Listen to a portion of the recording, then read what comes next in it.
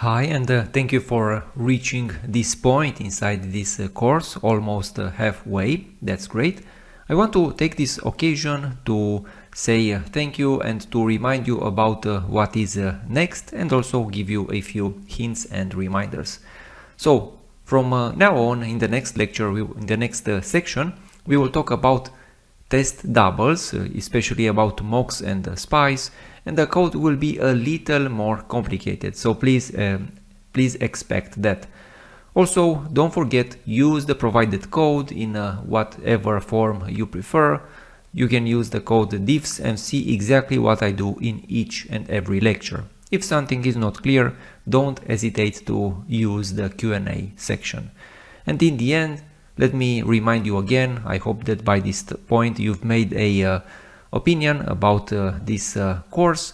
If that's the case, don't forget to leave your review, a positive one, I hope.